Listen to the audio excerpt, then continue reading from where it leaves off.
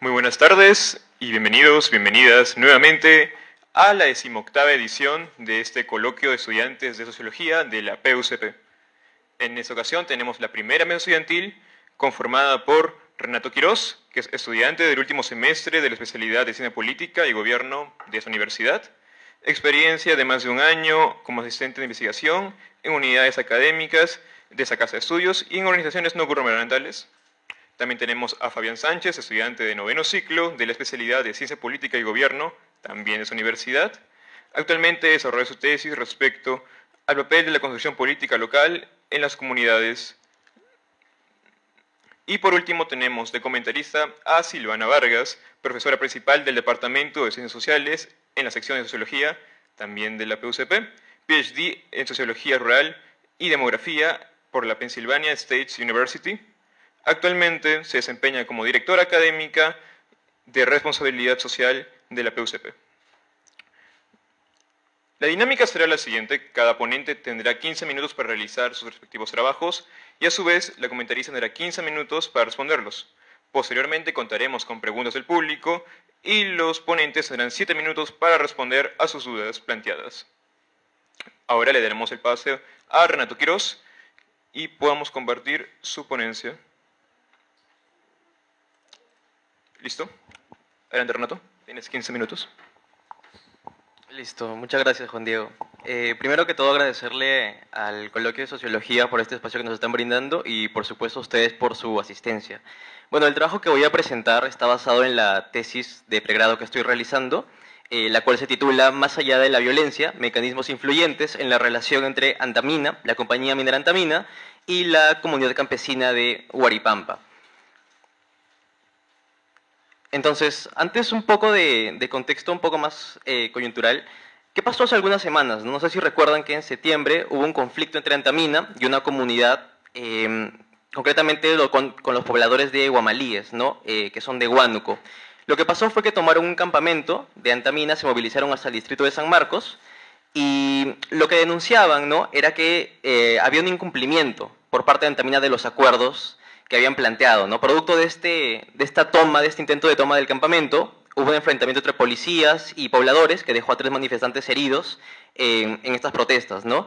Finalmente firmaron un acta para, tras la intento de toma del campamento para, bueno, digamos, pacificar un poco la situación, ¿no? A mí me pareció relevante tomar este ejemplo de esto último que ha pasado hace unas cuantas semanas apenas, porque creo que refleja, ¿no? El tipo de relación que puede haber entre una empresa minera y también como lo denominan, stakeholders, ¿no? O grupos de interés.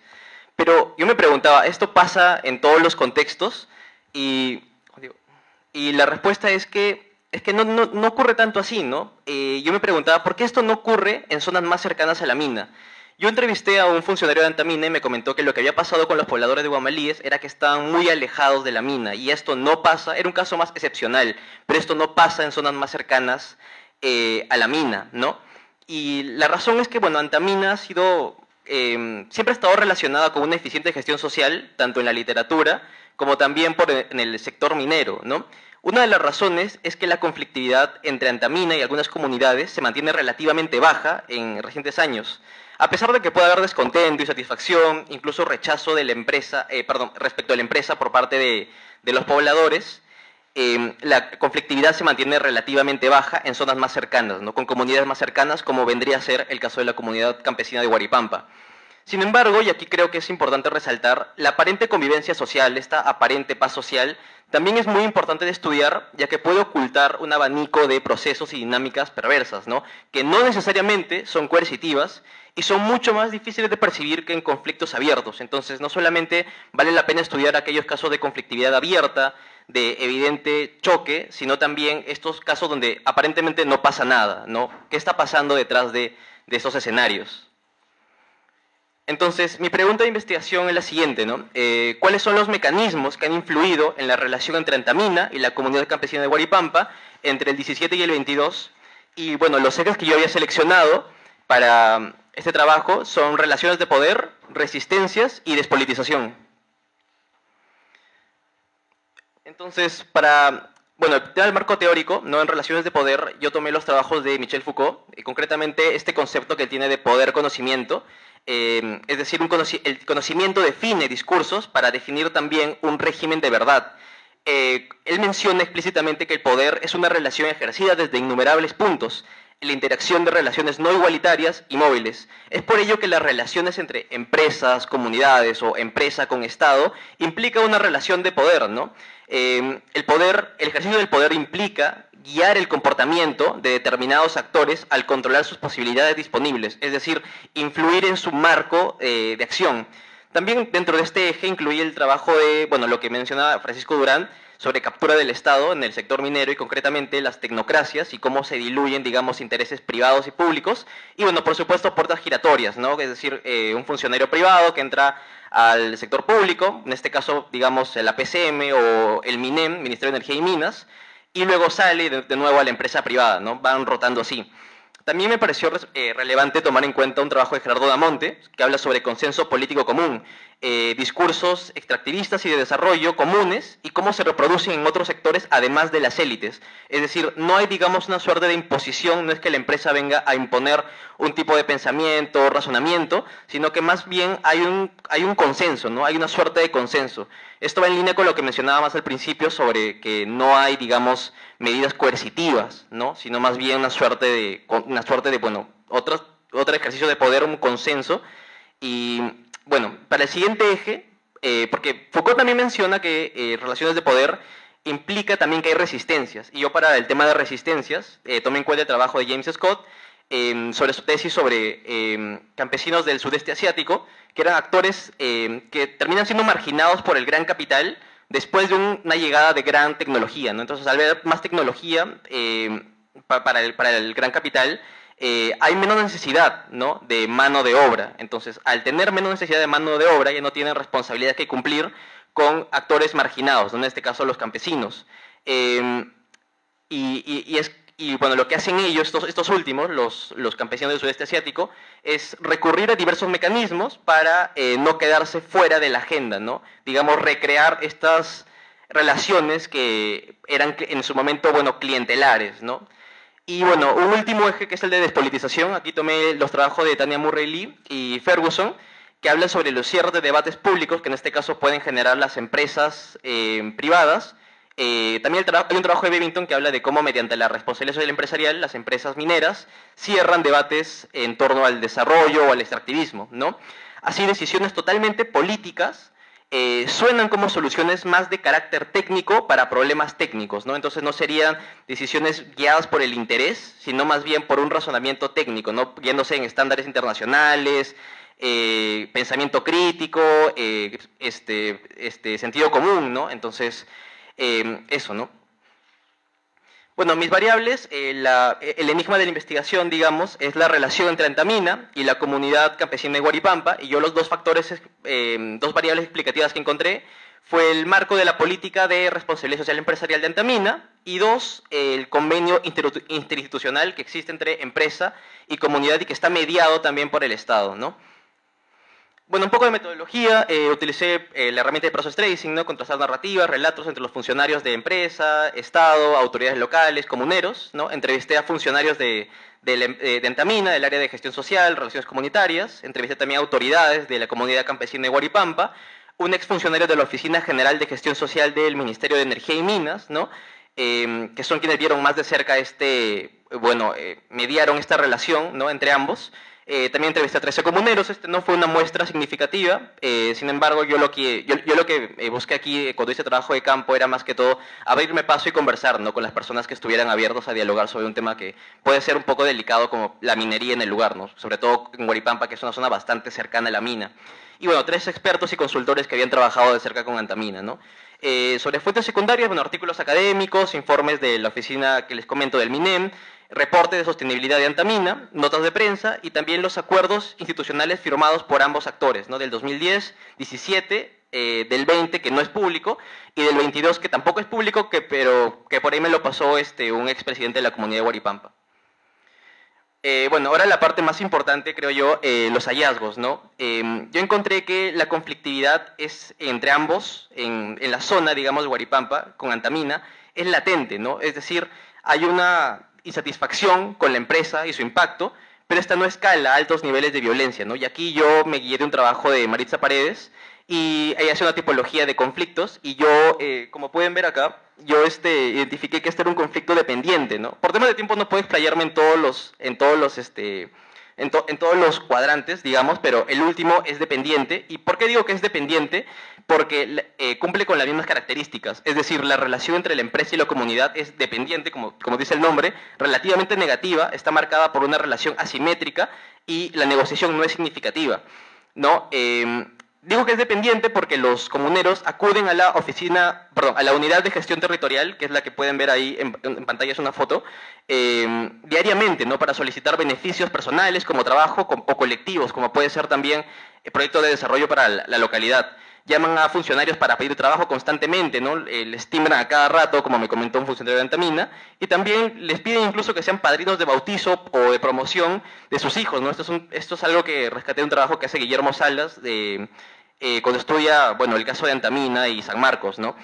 De igual manera hay una percepción, perdón, antes de continuar, esto que mencioné último vendría a catalogarse como armas que utilizan los comuneros, ¿no? En línea con lo que mencionaba James Scott sobre armas de los débiles.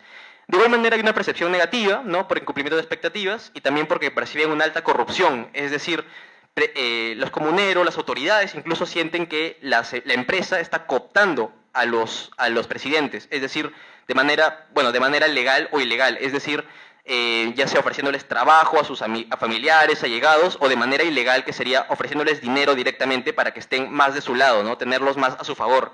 De igual manera se percibe una negociación no significativa en razón del desarrollo, que además requiere bastante presión, ¿no? Por parte de los comuneros, ¿no? No es que la empresa te ceda así nomás o que te busque para el diálogo, sino que requiere, como mencionaron ellos, ¿no? Requiere bastante presión, bastante lucha, y evidentemente esto complica bastante las cosas, ¿no? Sin embargo, aquí el presidente de la comunidad que entrevisté tiene una visión más positiva de Antamina, ¿no? Decía que Antamina estaba abierto al diálogo, que la relación era muy buena, y la explicación que me dan un funcionario de Antamina es que a partir de acuerdos del 2017, que esto lo vamos a ver un poquito más adelante, la relación mejora, ¿no? La relación mejora porque aparentemente ya no habría conflicto. Sin embargo, yo también me pregunté, y van a ver más adelante, ¿qué hay detrás de este acuerdo que es, digamos, producto de una relación bilateral entre empresa y Estado, ¿no? Y cómo afecta a la comunidad de Huaripampa? Bueno, la variable explicativa 1, que era el marco de política de RC de Antamina, Antamina en su política de responsabilidad social tiene este eje de generación de empleo local, ¿no? Las plazas que ofrece Antamina en planilla, las cuales las personas denominaron cupos, aunque este término no le gustó a los funcionarios de Antamina, distribuye estas plazas, no es trabajo fijo, pero es, digamos, la oportunidad para que tú puedas postular a una plaza de trabajo en Antamina, ¿no? Tienes esta posibilidad, pero aquí el tema es que son muy pocas, ¿no? Digamos, en Huaripampa son 1.200 empadronados y te dan que 3, 2, entonces no es suficiente, ¿no? Pero aquí viene lo importante, estas plazas se las distribuyen a las autoridades, quienes las sortean y así deciden quién va a ser el encargado de, digamos, postular a este puesto que ofrece la empresa, ¿no? Sin embargo, estos sorteos generan desconfianza y divisiones dentro de la comunidad, porque se considera que están amañados, ¿no? Están amañados, que lo que buscan las autoridades, lo que están haciendo es beneficiar, digamos, a sus allegados, a sus amigos, porque por curiosidades, ¿no?, de la vida, resulta que el que sale elegido del sorteo es primo, amigo, hermano de la autoridad que lo sorteó, ¿no? Entonces, esto está generando fragmentación social y una desarticulación interna dentro de la comunidad. Ahora, aquí no se trata tampoco de demonizar, digamos, a la empresa, pero sí, como menciona Bevington, es un producto que es un resultado deliberado o no de la política de la empresa, ¿no? Entonces, se quiera o no, la empresa está generando estas divisiones internas y la desarticulación y también dentro de la comunidad que evidentemente dificulta más, ¿no? Movilizarse, protestar, organizarse, digamos, en caso de que haya rechazo, ¿no? Y obviamente esto es favorable a la agenda de la empresa. Y bueno, mi segunda variable es explicativa, son los convenios interinstitucionales. Aquí hay un convenio que se firma el 2010 que genera petitorios anuales, ¿no? con con la comunidad. Es decir, la comunidad presenta petitorios, demandas, digamos, anualmente, todos los años. Y a mí me mencionaron que esto tendía al conflicto, ¿no? Generaba conflicto, una relación, digamos, hostil entre empresa y comunidad. Es por ello que el 17 se firma un plan de desarrollo que se renovará cada 3 años. Y aquí es importante destacar que es una iniciativa de Antamina. Yo entrevisté como mencioné, a un funcionario de la Oficina General de Gestión Social del MINEM, que, bueno, se encargaron de ver este tema de cerca, y él me mencionó, ¿no?, que Antamina presentó la iniciativa y que ellos la recepcionaron así nomás, ¿no? Y esto va en línea con lo que mencionaba Damonte, de que no se trata de que venga la empresa a imponer, sino, digamos, ya de antemano hay un consenso, ¿no? Hay un consenso político entre funcionarios y la empresa, ¿no? Entonces no tiene que ejercer ningún tipo de, digamos, acción, por así decirlo, horizontal, sino que más bien hay una suerte de consenso, pensamiento similar, digamos, entre diversos sectores, ¿no? Entonces, así es como vemos que Antamina influye en el accionar de otros actores, en este caso del Estado, y este poder deriva de su facilidad de Antamina para establecer una relación bilateral con el gobierno central, en este caso el MINEM, y también de mantenerla aislada, ¿no? De tal manera que otros actores como comunidad no puedan intervenir en estos espacios, que evidentemente no les resulta muy conveniente, y ahora van a ver por qué. Funcionarios, como mencioné, del MINEM aceptan acríticamente esta iniciativa, y la empresa aquí lo que está haciendo es ejerciendo un poder de gobierno, ya que, como mencioné al principio con el marco teórico de Foucault, define las posibilidades, no está definiendo las posibilidades que tienen los funcionarios del MINEM en este caso. ¿Cómo influye el convenio en la relación empresa-comunidad, ¿no? Eso explicaría el bajo conflicto, pues ahora tienen menor margen de acción los comuneros, ¿no? Entonces, al tener menor margen de acción, porque como mencionaba autoridad de Antamina, si es que reclaman o algo, tienen el convenio firmado, entonces van directamente al Ministerio Público y evidentemente saben que van a perder los comuneros, ¿no? Por eso es que ya no toman acción, digamos, a pesar del rechazo que pueda haber. Según lo que me comentaron los funcionarios de Antamina, se busca institucionalizar los procesos, ¿no? Pero yo lo que identifiqué es que al mismo tiempo está generando un efecto despolitizador, puesto que hay y aquí estos acuerdos que se firman el 17 se renuevan cada 3 años, ¿no? 17 al 20 y luego, bueno, al 22. Esta elección de los 3 años no es casualidad, no es accidental. Antamina propuso estos 3 años porque de esta manera habrá un desfase con la elección de autoridad, que es cada 2 años en asamblea comunal. Esto va a impedir que, digamos, surjan líderes más politizados o la gente, digamos, se politice más, ¿no? Entonces, aquí se ve que esta elección de 3 años no es casualidad, no es producto del destino, sino que Antamina lo había ya mapeado así a partir de la experiencia que tiene, porque ya tiene años negociando con la comunidad de Huaripampa, ¿no? Y ya para finalizar la parte de conclusiones, bueno, en síntesis, Antamina ejerce su poder al condicionar el comportamiento de actores, como comunidades, pero también de actores que se encuentran dentro del gobierno central, como vendría a ser el caso del Ministerio de Energía y Minas, ¿no? Concretamente la Oficina General de Gestión Social. Si bien no son medidas coercitivas, no imponen para condicionar el comportamiento de determinados actores, es evidente que el poder se expresa de diversas maneras, ¿no? Por eso el título de que va más allá de la violencia o de la coerción.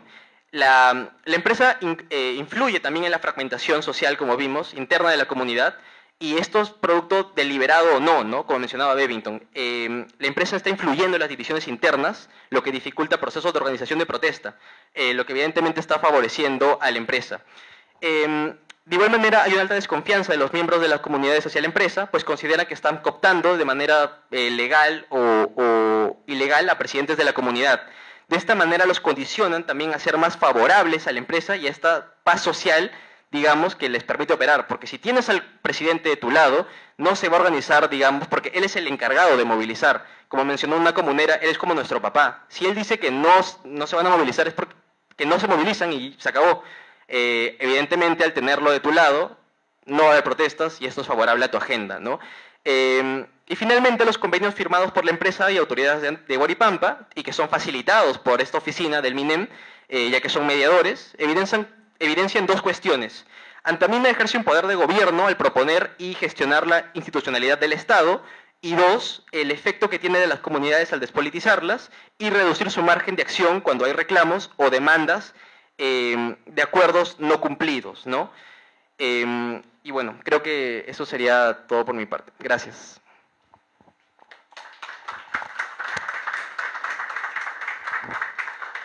Muchas gracias, Renato. Vamos a pasar con el siguiente ponente, Fabián.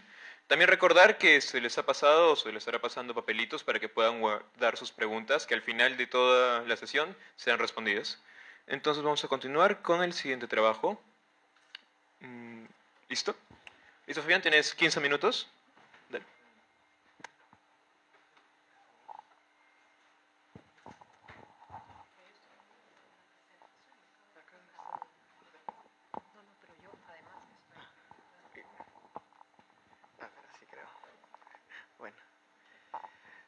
Buenas tardes con todos. Mi nombre es Fabián Sánchez, presento la ponencia del ensayo Extractivismo neoliberal y privatización de la violencia en el Perú, en un marco para el análisis de su función dentro del capitalismo.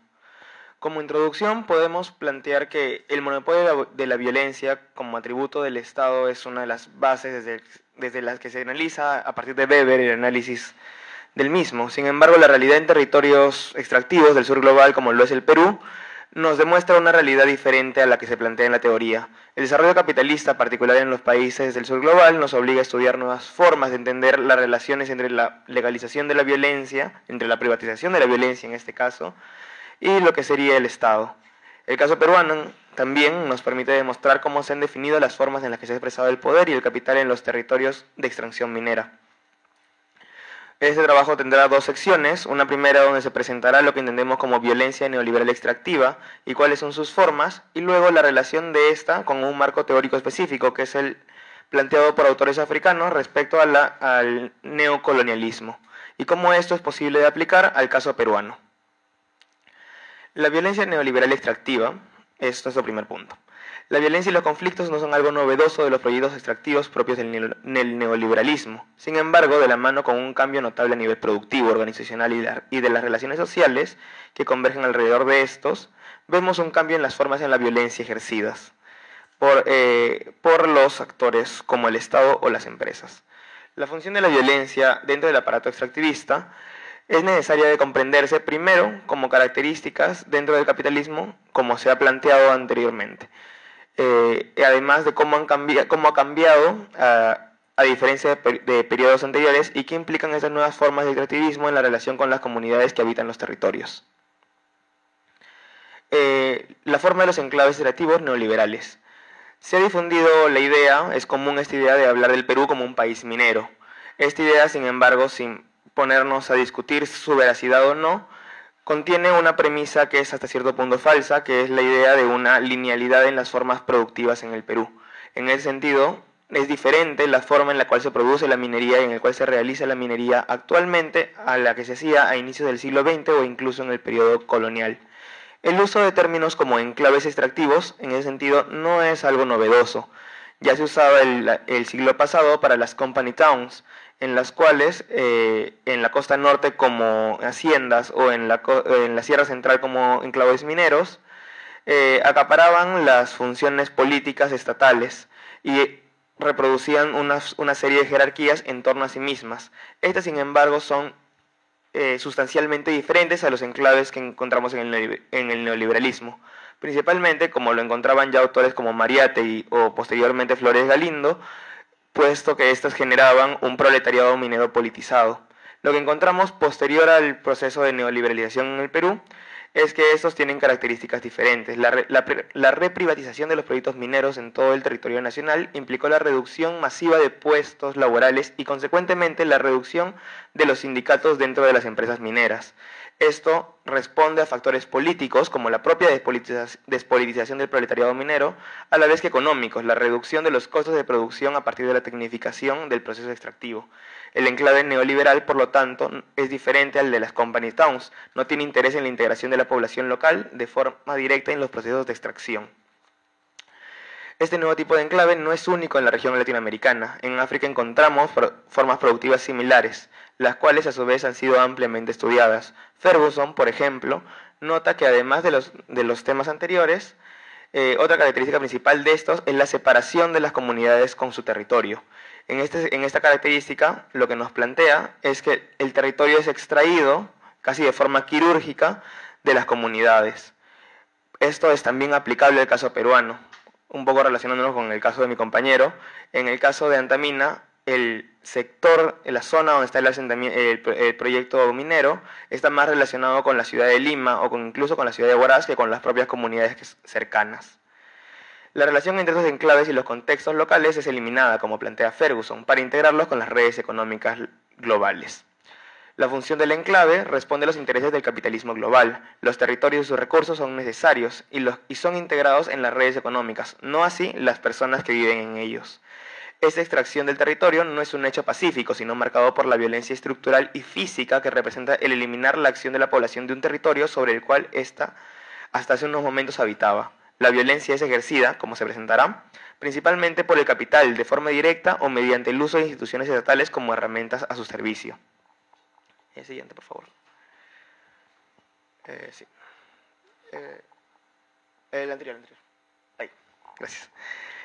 Formas de violencia en contextos extractivos actuales. La violencia ejercida sobre la población en contextos de conflicto en territorios de extracción no es algo nuevo y por lo tanto no es la intención de este ensayo el exponer de forma sistemática todas las veces que ha habido este tipo de problemas o conflictos, sino entender cuáles son las características de estas, ¿no? Hemos encontrado a partir de este ensayo dos formas específicas. La primera, a través del uso directo de la fuerza a través de lo que serían empresas de seguridad privada, y luego una segunda forma a través de la policía mediante el uso de los mecanismos institucionales estatales y de su privatización. Primero, el uso de empresas de seguridad es un tema poco estudiado por la misma dificultad de acceder a información sobre estos. Probablemente uno de los únicos textos que existe que tengan una información exhaustiva sobre el tema es un texto de Campuis en 2011 en el cual habla sobre la empresa de seguridad Forza y su relación con la violencia en el caso de los conflictos con la minera Yanacocha. El término seguridad, indica el autor, para estas empresas se extiende de forma consciente y representa en realidad una fuerza de choque contra las protestas y la población por parte de servicios de inteligencia propios de la empresa. Es curioso resaltar, como menciona este autor, que este tipo de servicios aumenta con la liberalización económica neoliberal, lo cual en cierta forma confirma la idea de que la privatización de la violencia es un eje central dentro del capitalismo neoliberal. La segunda y más estudiada forma es la privatización de la violencia de la policía, ¿no? La institucionalización del uso de las fuerzas estatales como herramientas al servicio de empresas privadas. En el 2009 el gobierno aprobó la que fue denominada la Ley de Servicios Extraordinarios Complementarios a la Función Policial, donde reglaba y permitía a la policía tener contratos institucionales para que efectivos fuera de servicio trabajen para empresas privadas. La institucionalización de la privatización de la violencia en ese sentido se confirma, puesto que en momentos específicos se ve permitido, más que obligado, a que las empresas accedan a servicios de las Fuerzas Armadas o de la policía como si fueran servicios particulares. Cabe resaltar, como lo hace un ensayo, una investigación de Earth Rights International, que la gran mayoría de las grandes empresas mineras en el Perú tienen esos contratos, incluso algunos de forma indefinida, donde no se estipula el número de trabajadores policiales o el número de tiempo que deberán estar en servicio. Queda esto a discreción entonces de la empresa. La institucionalización de la privatización de la violencia necesita además de otras herramientas legales y discursivas, las cuales, por ejemplo, son utilizadas por el Estado también. En este sentido, por ejemplo, se hace la utilización de los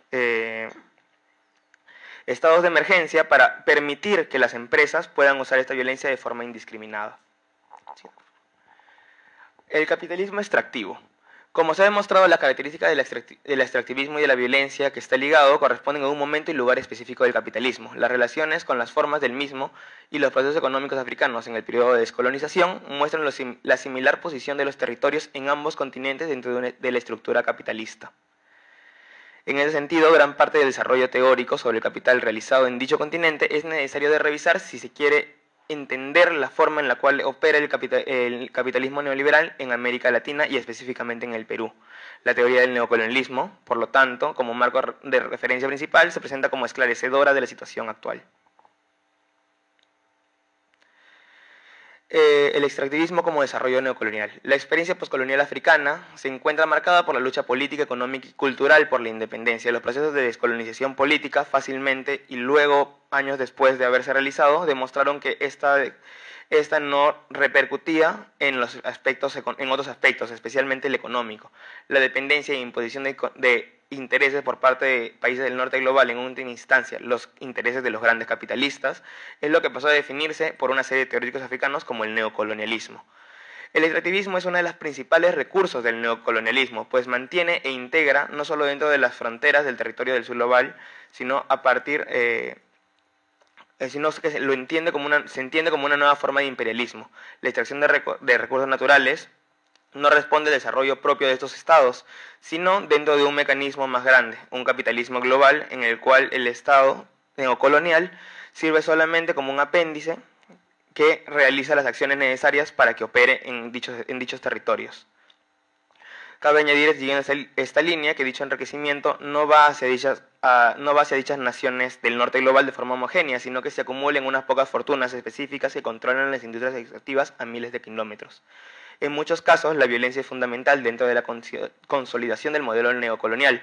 Por la construcción histórica y social africana, esta violencia se ha dado no solo de forma directa del capital hacia la población, sino entre los estados e incluso entre grupos étnicos enfrentados entre sí. Otra característica del neocolonialismo es la reducción del Estado conforme a los intereses del capital transnacional. Mbembe, un autor muy importante dentro de este posicionamiento, define esto como un gobierno privado indirecto, puesto que el gobierno real se encuentra fuera del propio Estado en muchos territorios.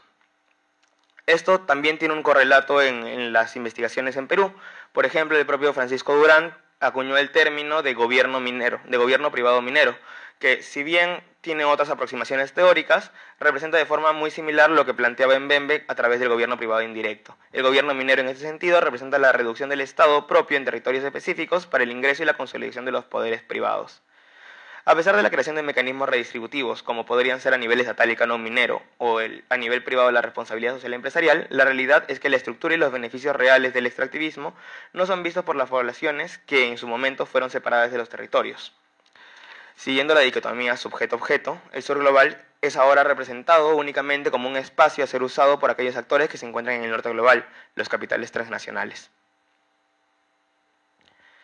Por último, la función de la violencia en el establecimiento del capital. El autor postcolonial Nkrumah, dentro de su definición de neocolonialismo, daba especial atención a la violencia ejercida por los grandes capitales. Este incluso mencionaba que, de ser necesario, los ejércitos de los países del norte global llegarían a ingresar en estados neocoloniales para defender los intereses. Si bien esta explicación que él da es una explicación límite y se referiría a algunos casos específicos que incluso podemos mencionar que existen actualmente en algunas zonas de Oriente Medio y de África. No es así para el nuestro, pero nos ayuda a delimitar cuál es la real relación entre la violencia y el Estado. Y el establecimiento del capital. Así el conflicto, respuesta frente a la violencia, que por sí implica la separación de los territorios, es inherente en este proceso, lo que lo hace también la herramienta de imposición por parte del gran capital. El establecimiento neocolonial a partir de enclaves extractivos necesita el uso de la fuerza como parte de dicho proceso. Cuando se analiza el rol de la población o el de las acciones empresariales en contextos de conflicto, estas se suele aducir que aducen a la falta de fortaleza de las instituciones para regular este tipo de situaciones. Sin embargo, la realidad es que dichas instituciones no existen por función propia de la violencia del capitalismo extractivo. El Estado no tiene interés en regular esas situaciones, puesto que dentro del contexto neocolonial, su función es la de permitir la acción directa de grandes capitales y de configurar mecanismos institucionales que así lo aseguren, como son el uso de la policía o el ejército como fuerzas privadas o el establecimiento de estados de emergencia en territorios donde se necesite mayor fuerza para el establecimiento directo del capital. Queda claro en ese sentido que no se puede pensar el neocolonialismo sin su característica violencia.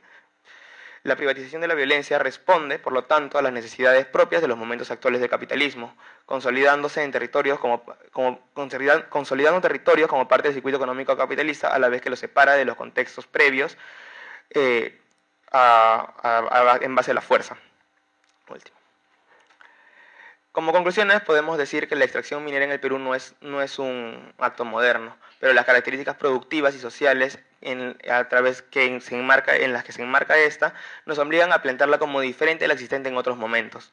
La privatización de la violencia a partir del uso de las fuerzas privadas o de la institucionalización del uso de la policía al servicio de las empresas corresponde con la forma moderna de los enclaves extractivos en el Perú y el resto del sur global. Esto responde, por lo tanto, a la construcción de una forma específica de capitalismo en estos territorios. Los límites entre la función del Estado y otros actores en el sur global se vuelven borrosos. Esto se debe a las necesidades propias del capitalismo. La configuración de territorios de extracción y actores extractores actual requiere de la acción directa de intereses capitalistas para establecer su dominio sobre territorios donde anteriormente las relaciones podían configurarse de formas diferentes. El uso de la fuerza por parte de actores privados, por lo tanto, no representa una falta de instituciones reguladoras a nivel estatal, sino que es parte intrínseca de los mecanismos necesarios por el capital para establecerse y hacer prevalecer sus intereses en aquellas regiones donde los necesiten. Gracias.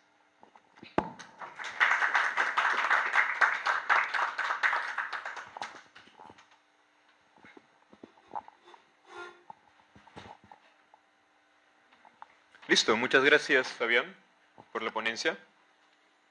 Recuerden que pueden guardar sus preguntas en los papelitos, al final de todo se va a dar las preguntas. Ahora pasaremos, dado concluida ya esta mesa de minería extractivismo, pasaremos con los comentarios de Silvana Vargas, también tiene 15 minutos, y le damos el paso, profesora.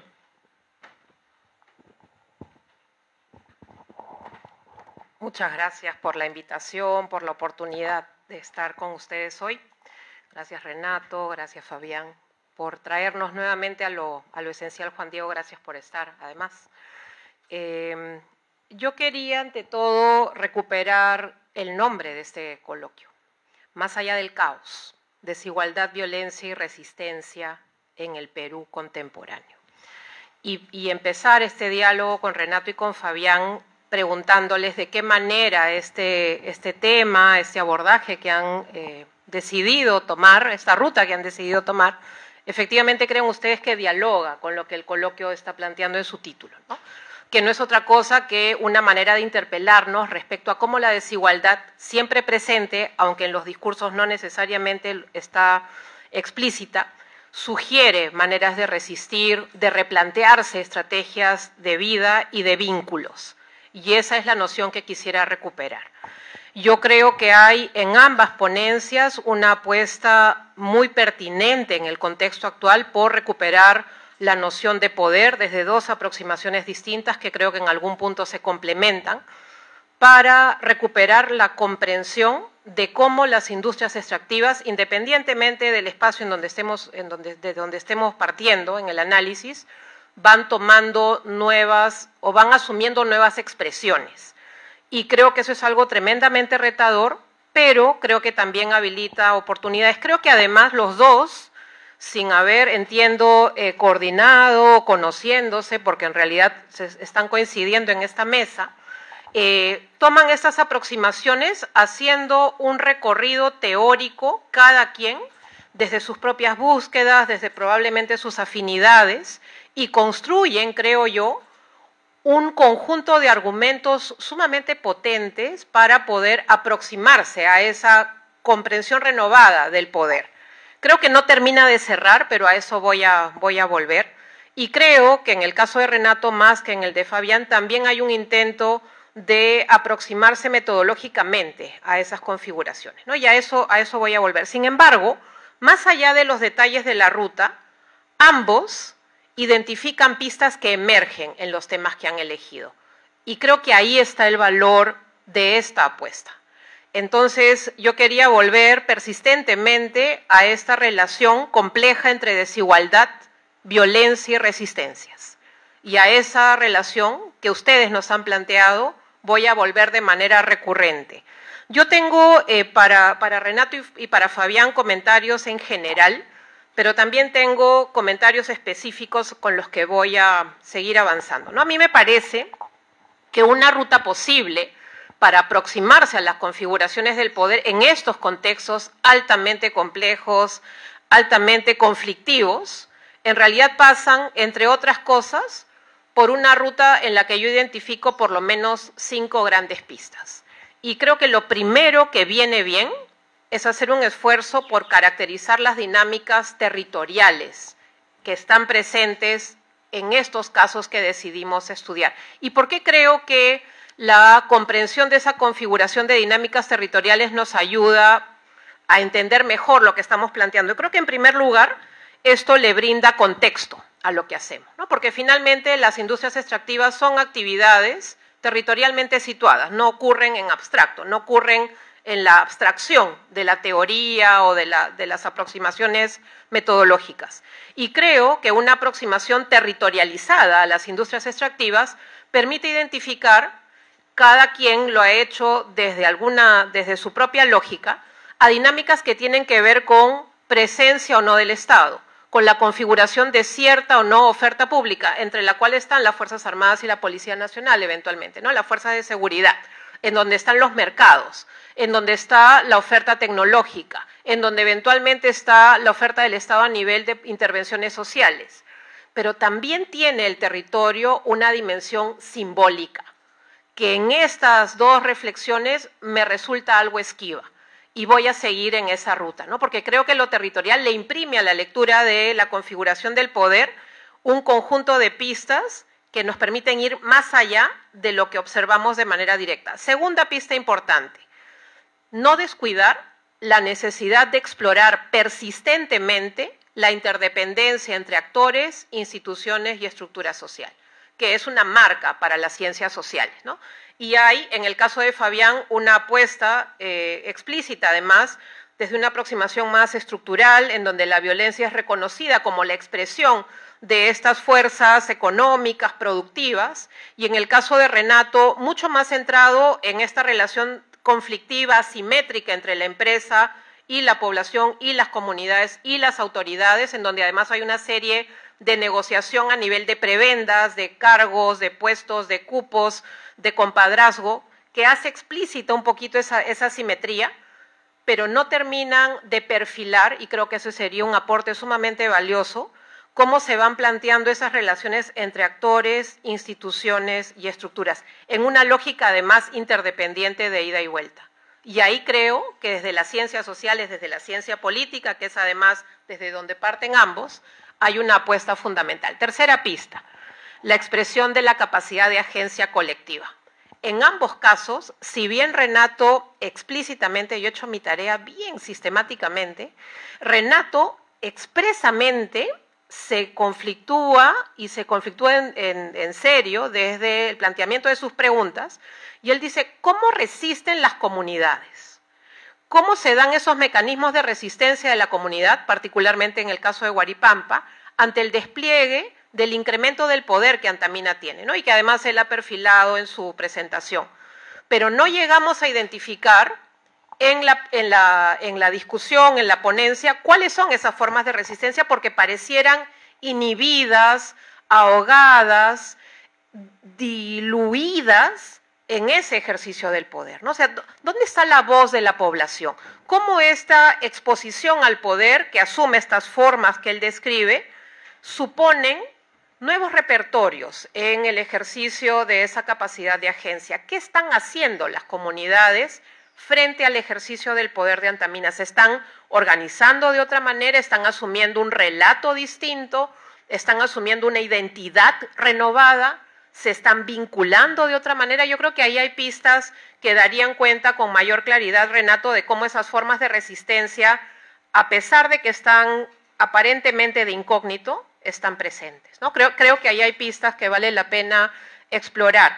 Y en el caso de Fabián, también me parece sumamente importante poder perfilar con mayor detalle, cómo esa expresión de la violencia, de estas dos formas, digamos, de violencia que tú identificas tanto a nivel de las empresas de seguridad privada, entre comillas, o a través de esta vinculación con las Fuerzas Armadas, con la policía, además, suponen mecanismos distintos, ¿no? Yo creo que lo que yo echaba en falta, y sé que son trabajos que están en proceso, y eso es valioso, pero necesitaríamos un poquito más de matices respecto a cómo se expresa la violencia, o sea, en qué términos se da, para que deje de ser un discurso y se pueda expresar en estrategias concretas, en maneras de vincularse asimétricamente, en el ejercicio del poder de maneras un poquito menos explícitas y que están presentes allí, ¿no? Creo que ahí en los matices nos jugamos una oportunidad.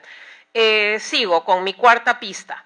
He dicho caracterización de dinámicas territoriales, he dicho configuración de la relación actores-institución, estructura social, he dicho expresión de la capacidad de agencia colectiva desde el reconocimiento de matices. Y creo que algo que nos vendría muy bien en un contexto en donde vivimos tiempos tremendamente fieros en el Perú es aproximarnos un poquito más a entender cómo se generan nuevos vínculos. Yo estoy casi obsesionada con eso en estos tiempos, ¿no? Porque pareciera que los vínculos solamente están condenados a diluirse, a hacerse triviales, a instrumentalizarse. Pero tengo la intuición, y no sé si es una intuición más basada en la esperanza que en la racionalidad, de que en estos contextos hay vínculos que están siendo, que se están generando nuevos y que no estamos siendo capaces de identificar.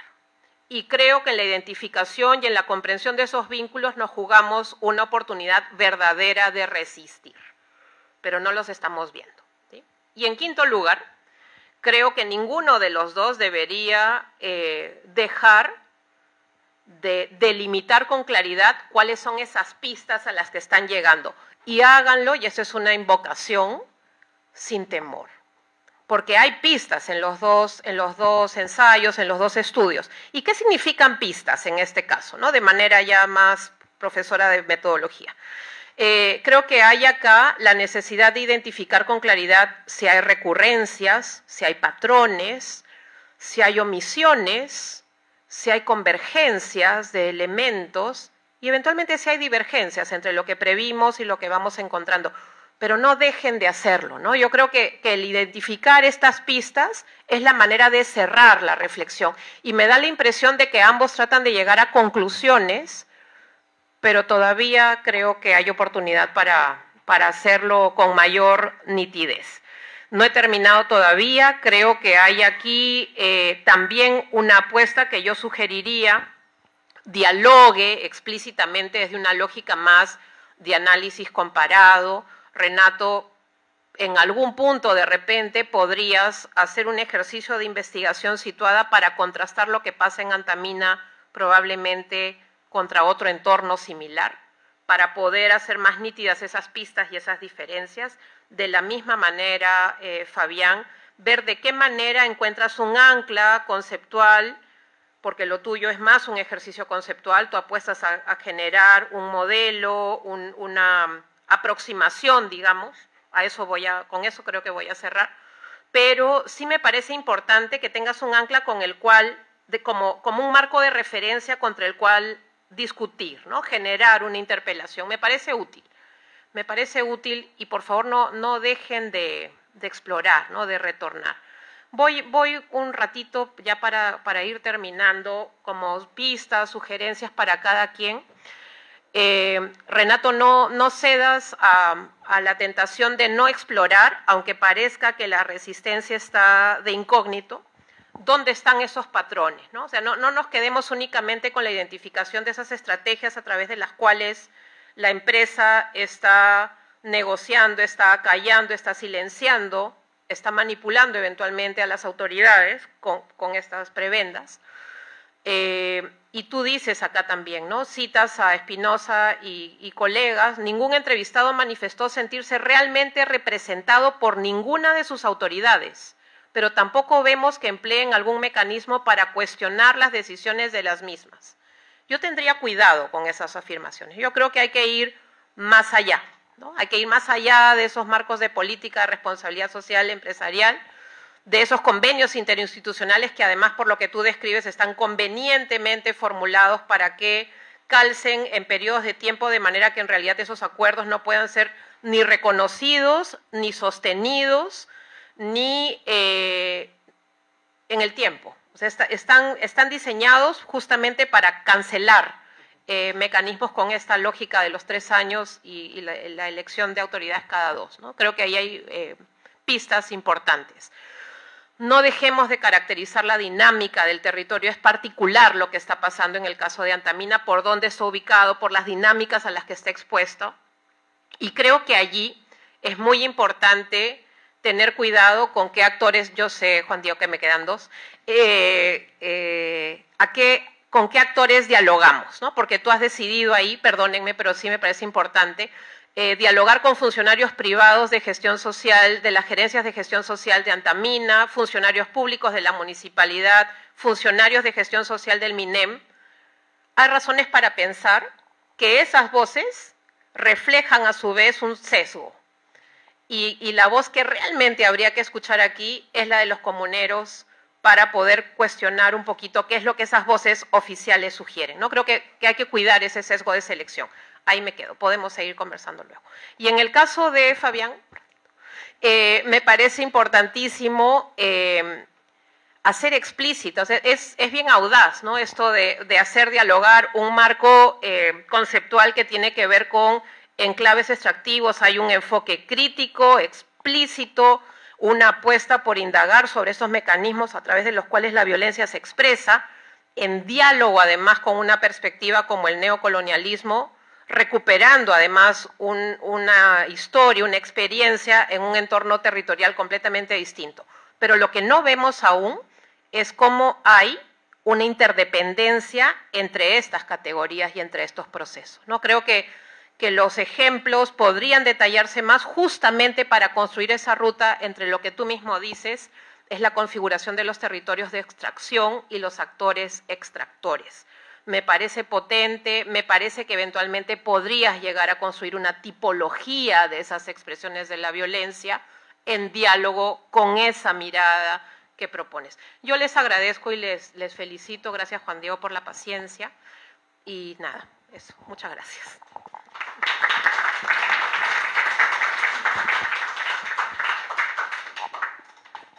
Listo, muchas gracias por los comentarios. Ahora vamos a pasar con la ronda de preguntas. La organización va a pasar por sus sitios para recoger las preguntas que hayan formulado en el transcurso de las ponencias, de los comentarios. Algunas se van a leer ahorita. Y los ponentes van a tener 7 minutos para responder las siguientes preguntas. A ver, apunten porque son un par. A ver, pregunta para Fabián Sánchez. Se comentó que el papel del Estado en el sur global permite la acción extractiva. ¿En qué sentido la acción individual de los magnates coacciona con las esencias? ¿Qué dice acá? Las escenas. ¿Quién escribió? ¿Reconocen? ¿En qué sentido la acción individual de los magnates coacciona con las... ¿Quién escribió? No se entiende. Esencias del Estado. Lo dejo ahí si es que lo entiende. Fabián. Descifrar, desencriptar. Falencias. A partir de los casos, es una pregunta al aire para quien desee responderla. A partir de los casos e ideas tratados por ambos trabajos, ¿cómo podríamos cuestionar las políticas estatales que resguardan la minería? Para Renato, dentro de todas las medidas condicionales que imparte la empresa Antamina hacia los comunes, ¿cuál crees que es la más afectada y duradera? ¿Y por qué? También te leo, es personal. Y para Fabián de nuevo, ¿qué otro país similar al caso peruano podría reflejar una realidad neoextractivista similar? ¿Algún caso se asemeja al peruano en particular? De ser así, ¿por qué? ¿Les parece? Empezamos con esta primera pregunta al aire. ¿Quién desea responderla? Va a tener 7 minutos. A partir de los casos e ideas tratados por ambos trabajos, ¿cómo podríamos cuestionar las políticas estatales que resguardan la minería?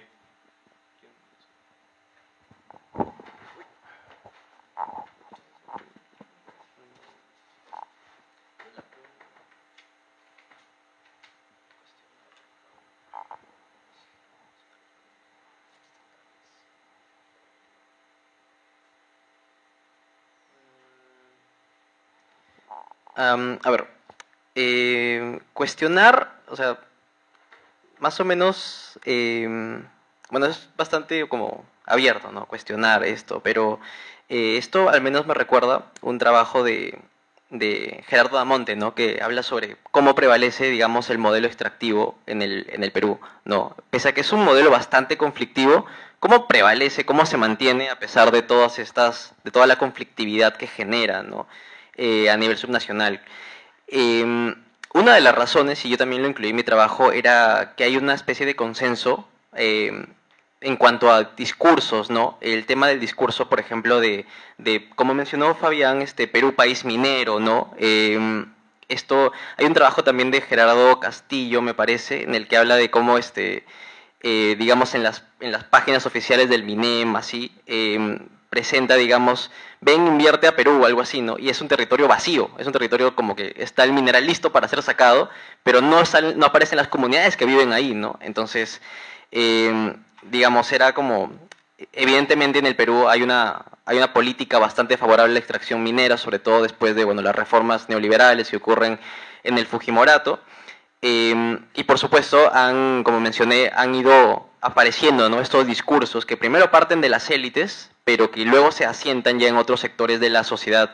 Y esto es algo parecido a lo que mencionaba Foucault de la gubernamentalidad neoliberal, que es también como digamos, desde el Estado, digamos, se desprenden, ¿no? Y se descentralizan ciertos discursos, ciertas prácticas, ya hacia, por ejemplo, actores como de diversos sectores, ¿no? Ni siquiera solamente las élites, sino, digamos, un sector urbano, digamos, emergente, digamos, sectores más vulnerables incluso, ¿no? Es un discurso que se va reproduciendo con el tiempo.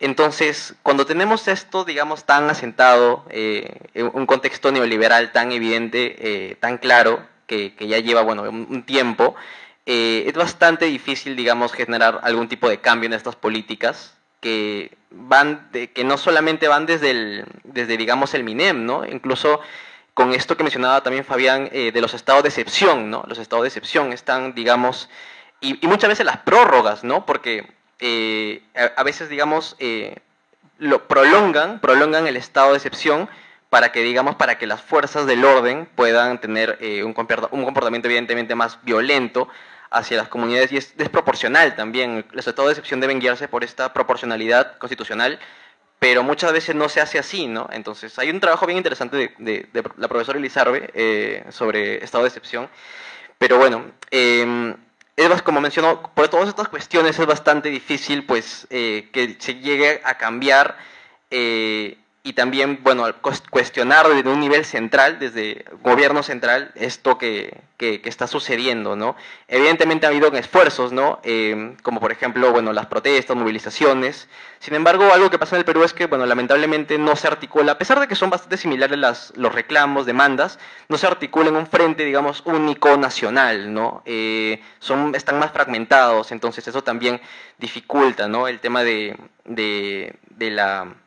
el tema de la fragmentación, digamos, sociedad civil, en el Perú es bastante también, pues, evidente y un obstáculo, ¿no? A cuestionar este tipo de políticas favorables al gran capital minero, ¿no?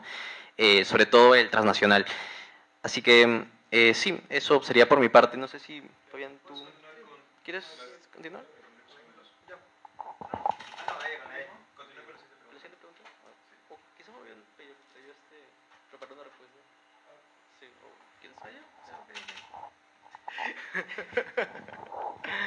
Voy a ver, cuidado. ¿Me permites la pregunta? Hay algo que, o sea, claro, que es lo que me menciona mi compañero Renato, que es sobre todo cómo estos mecanismos, no, sobre todo lo que se plantea como las políticas estatales, no, me imagino sobre todo cuál ha sido toda la reglamentación legal que tienen actualmente las empresas mineras. Es una herramienta tanto discursiva como legal para plantear una realidad en el Perú, ¿no? Y bueno, que también es popular en otros lugares. En ese sentido, lo principal que menciona mi compañero, por ejemplo, de los estados de emergencia, me parece fundamental. O sea, como caso, para explicar esto, en la zona del corredor minero entre Apurímac y Cusco, Es la zona donde más tiempo se ha estado en periodo de estado de emergencia. O sea, es una zona que realmente ha vivido su normalidad, por llamarlo de alguna forma, en estado de emergencia, donde las libertades civiles que podríamos denominar en el resto del país han sido limitadas, ¿no? Y esto con un interés claro, no es que acá haya un problema que afecta a la población, sino que es un problema que afecta a estas empresas, ¿no? En ese sentido, como hacen ya, hay una lista de investigaciones al respecto, estos estados de emergencia no son realmente estados de emergencia para la población, sino para un sector y una actividad en específico, que es la minería, ¿no? Estos estados de emergencia lo que realmente representan es una necesidad de utilizar mecanismos estatales específicos en contextos específicos para consolidar formas de extracción, ¿no? Esto igualmente es uno de los mecanismos, no es el único, sino que es uno entre varios que existen, ¿no? Por ejemplo, hay un caso que me recuerda bastante, que es uno en Puno, donde en zona de frontera, zona donde había un parque nacional, natural, deliberadamente se modifican las fronteras de este parque nacional. Ahorita no me acuerdo cuál es el nombre de la mina que ingresa, pero se modifican para el ingreso de una mina, ¿no? Entonces aquí podemos ver de forma clara cómo realmente las estructuras, si bien son modificables por múltiples motivos, los motivos por los cuales son en estos casos específicos suelen ser los beneficios que otorga el Estado del capital minero y esta relación que existe entre ambos, ¿no? El capital minero y el Estado no son entidades o actores confrontados o que tengan que debatir algo, sino que muchas veces hay una relación directa entre ambos y una relación en la cual lo que encontramos es que las acciones de uno, sobre todo del Estado, se hacen y son mayoritariamente para favorecer al otro, ¿no? Me pregunta sobre las medidas condicionales que imparte Antamina, cuál creo que es la más efectiva y duradera. Yo aquí tenía algunas dudas. Primero estaba pensando en esto de, digamos, con esto de los famosos cupos o las plazas que ofrece Antamina, o también incluso esto de comprar, digamos, no siempre comprar, ¿no? Pero a veces como que directamente comprar, pero otras veces también ofreciéndole puestos de trabajo a presidentes, ¿no? Presidentes de las comunidades. Esto también ha sido bastante recogido en un trabajo de Arellano Yanguas, de cómo se cooptan, ¿no?, a las autoridades. Sin embargo, yo aquí me atrevería a decir que es más que todo este tema del convenio, ¿no? ¿Y por qué digo esto del convenio? Porque para recapitular un poco, este convenio es un papel cuando están los acuerdos entre Antamina y la comunidad, ¿no? Aquí se especifica qué es lo que va a hacer Antamina para generar desarrollo en la localidad. Sin embargo, desde el 2017, como mencioné, se renuevan cada 3 años, ¿no? Ya no son petitorios anuales, ya no puedes ir, digamos, tú como autoridad de la comunidad con tus petitorios de qué es lo que se debe hacer cada año, ¿no? Sino que ahora debes esperar 3 años, ¿no? Esto creo que es una medida más efectiva porque este convenio, digamos, la iniciativa parte de Antamina y los funcionarios de la Oficina General de Gestión Social, que son los encargados de mediar la relación entre Antamina y la comunidad, es una relación aislada, ¿no? Es una relación bilateral aislada que paradójicamente se contrapone, ¿no?, a esto que Antamina, digamos, vende, por así decir, con esto del modelo multiactor, ¿no? Antamina tiene una estrategia, un paradigma en todo caso, llamado modelo multiactor, que consiste en que todos los actores, empresa, autoridades, funcionarios de la municipalidad, funcionarios del gobierno central, todos deben trabajar en favor del desarrollo, no todos al mismo nivel. Sin embargo, vemos que aquí Antamina, más que un modelo multiactor, es un modelo más bilateral, ¿no? Solamente se está juntando únicamente con un actor y, digamos, están ahí, no voy a decir arreglando, pero, digamos, ahí la relación, ¿no? Ahí también se ve el poder que tiene Antamina, ya que tiene más llegada al gobierno central. Es un mecanismo para aislarse de otro tipo de actores, como vendría a ser las comunidades, que al fin y al cabo son los directamente afectados, ¿no? Entonces creo que ese tipo de mecanismos, ese poder que tiene Antamina, es uno de los más eficientes, ¿no? Y que no es la primera vez que lo hace, ¿no? Yo me acuerdo que en el 2006 hay donación voluntaria durante el gobierno de Alan, algo así, porque bueno, como estaba con el tema de Alan y Ollanta, se salía en la agenda, ¿no? De que tenían que cobrarle más impuestos a las empresas mineras. Las empresas mineras obviamente no querían porque no les convenía. Entonces lo que salen es con este, digamos, programa de aporte voluntario, creo que así se llama, donde Antamina, digamos, es el que se acerca más al gobierno central para promover este programa, ¿no? Y que también han aportando varias empresas mineras en el país, pero Antamina es la que más más dinero pone, ¿no? Creo que era un 50, 60%, no recuerdo bien. Pero este poder de Antamina de llegada al gobierno central, a instancias centrales, digamos, y mantenerse aislado, creo que es un mecanismo muy eficiente que tiene, digamos, para condicionar también el comportamiento ya a nivel comunal, no a nivel local. Bueno, eso, gracias.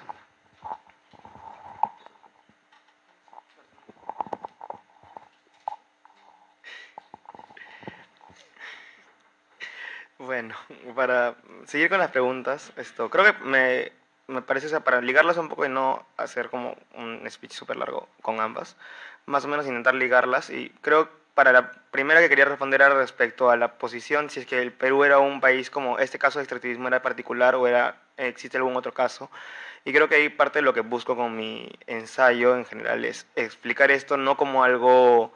El caso peruano no es un caso particular per se, sino que es más bien un común denominador de toda la región y que además se puede ligar con la experiencia africana. No algo que bastante la base de mi ensayo básicamente es el texto de Ferguson respecto a la forma en la cual actúan tanto el capital petrolero como el capital minero en África y en la relación, la caracterización muy similar que tienen estos proyectos tanto en África como en Latinoamérica. En ese sentido, los países como de la región andina, sobre todo, como lo son Perú, Chile, Bolivia, incluso Argentina, relacionados sobre todo con los minerales, en el caso de Perú y Bolivia y Chile con el cobre, en el caso de Bolivia e incluso hasta cierto punto Argentina con el litio, nos recuerda bastante a las relaciones económicas que tienen estados subsaharianos con temas como el oro, el cobalto o incluso los diamantes, perdón. En ese sentido, por ejemplo, y algo que no menciono porque bueno, no era tema del debate dentro de mi ensayo, es cómo estos comentarios que hacía Nkrumah respecto a cómo los estados del norte global podían incluso llevar a sus propias milicias a invadir estos países con tal de consolidar o de fortalecer su poder económico en estos, a pesar de ser esos países independientes, entre comillas, es lo que estamos viendo actualmente luego de los golpes de Estado en países como Burkina Faso y otros de la zona, ¿no? Donde el presidente Macron en ese sentido mencionaba que de ser necesario se iba a tomar estos países por la fuerza, ¿no?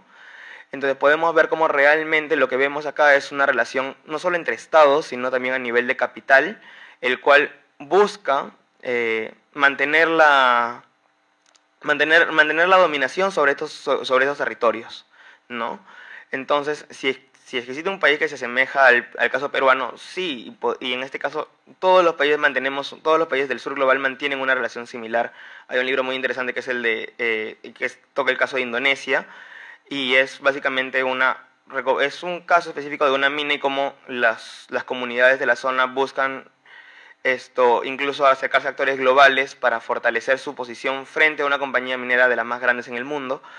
Y creo que ese caso, por ejemplo, en el caso, eso lo uso para mi tesis, esto es muy similar, por ejemplo, al caso peruano con el debate que tiene también mi tesis también sobre Antamina. Entonces es una relación muy similar a la que tienen en el conflicto que hay en el 2000 entre Antamina y la comunidad, sobre todo en el puerto de Guarmey, por el paso de oleoducto por el parque natural Huascarán, ¿no? Y en ese sentido creo que lo puedo relacionar con la segunda pregunta, que es la relación entre los magnates y el Estado, ¿no? En ese sentido, lo que sucede muchas veces es que las necesidades económicas, ¿no? Van a definir las agendas políticas, como mencionaba mi compañero Renato, pero a la vez van a modificar las ya existentes, ¿no? Las estructuras o bases legales ya existentes. Hemos mencionado, creo, entre ambos, los acuerdos que hacen las empresas, los acuerdos las políticas nacionales que se hacen, incluso aquellas que ya estaban hechas, son modificadas de acuerdo a los beneficios que pueda traer el ingreso de ciertas empresas. Y en este caso me dedico a hablar directamente de las empresas transnacionales, puesto que ellas son las que mayor ingreso traen al Estado por parte de las regalías que pueden obtener de las ganancias de esta, ¿no? Entonces, el aparato estatal lo que busca acá es beneficiarse como tal, lo cual no implica necesariamente una relación directa con los beneficios de la población, ¿no? El Estado se enriquece o el Estado tiene beneficios producto de sus relaciones con las empresas, lo cual no implica necesariamente una relación de estas con la población, ¿no?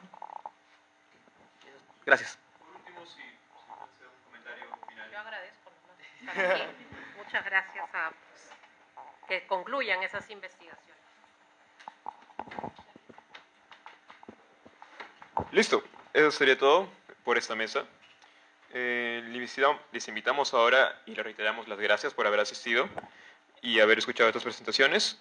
Invitarlos también al resto de mesas que se van a presentar. El día de hoy tenemos a las 7 una mesa dedicada al análisis del discurso. El miércoles tendremos una mesa que es política y estallido social. Y el jueves tendremos una mesa de género y diversidades, y luego género y religión. Y por último, para cerrar, la mesa de ilegalidad y violencia. Muchas gracias por su asistencia. Lo esperamos en las siguientes mesas. Y aún no se vayan, que tenemos un sorteo para los presentes. Sí, un poquito. ¿Sí? Tú saca de frente.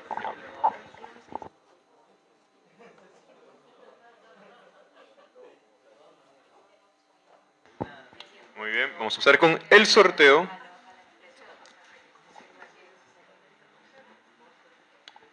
El número 8304. 8304, hay un...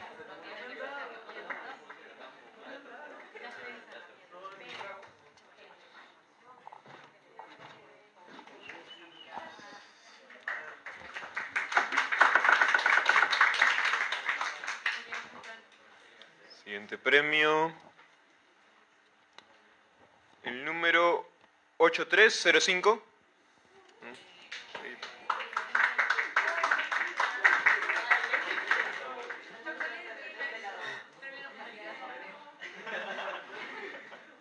Y queda uno más. A ver. A ver. El número 8303. 8303. Último 8303. No hay. Perdió.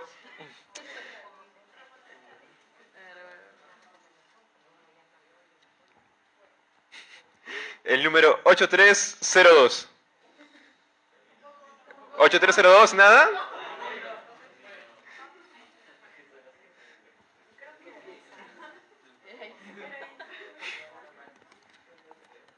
...8317... último.